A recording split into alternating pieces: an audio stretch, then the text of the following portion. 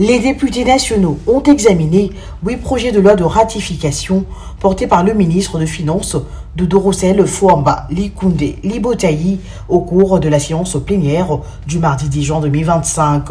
Il s'agit du projet de loi autorisant la ratification de l'accord de crédit numéro 7801-ZR crédit A et 7800-ZR crédit B du 28 mai 2025 conclu entre la RDC et l'Association internationale de développement au titre du premier appui budgétaire sur la gouvernance, la transparence et la résilience économique de la RDC pour un montant de 600 millions de dollars américains. Le projet de loi autorisant la ratification de l'accord de prêt numéro 7803-ZR du 28 mai 2025 conclu entre la RDC et l'Association internationale de développement au titre du projet de résilience contre les inondations urbaines pour un montant de 200 millions de dollars américains.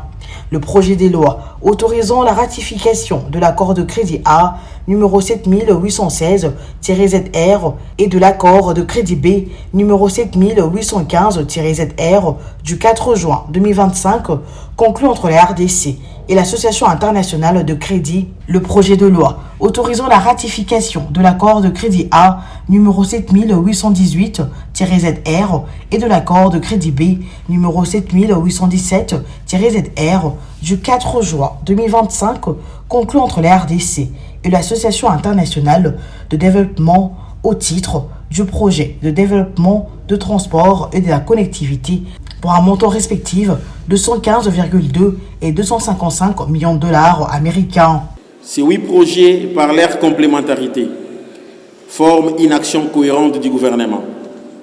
Ils témoignent la volonté de faire, en matière de financements extérieurs, non pas une approche qui constitue comme une dépendance extérieure, mais un levier de souveraineté et de développement de notre pays.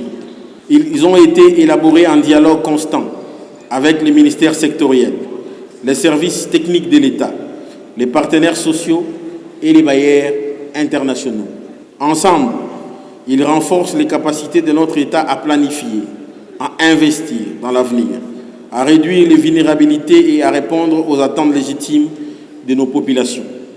Leur pertinence est évidente, mais leur mise en œuvre requiert une mobilisation rapide, coordonnée et déterminée de l'ensemble des acteurs concernés.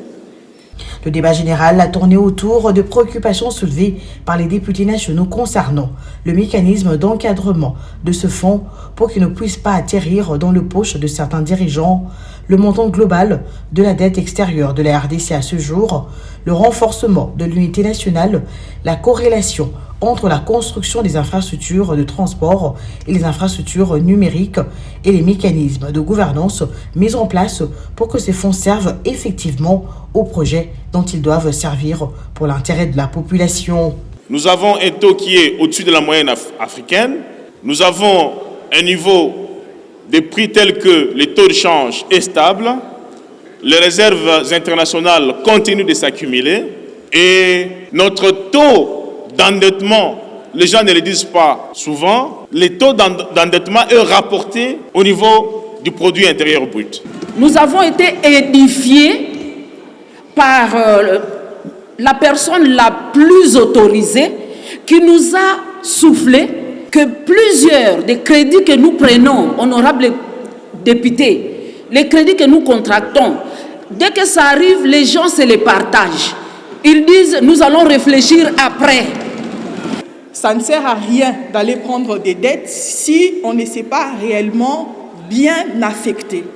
Honorable Président, pouvez-vous poser la question directe au ministre des Finances pour savoir quels sont les garde-fous que lui, cette fois-ci, il aura pris pour que cet argent ne finisse pas dans les poches des gens qui se les partagent et réfléchissent après.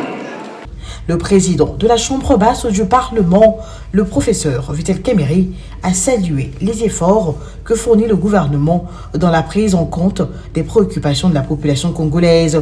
Nous avons tous salué les efforts, le couronnement des efforts du président de la République et de son gouvernement pour la mobilisation des ressources extérieures, pour booster le développement de notre pays qui passe essentiellement par l'accès à l'eau, l'accès à l'électricité, le développement agricole.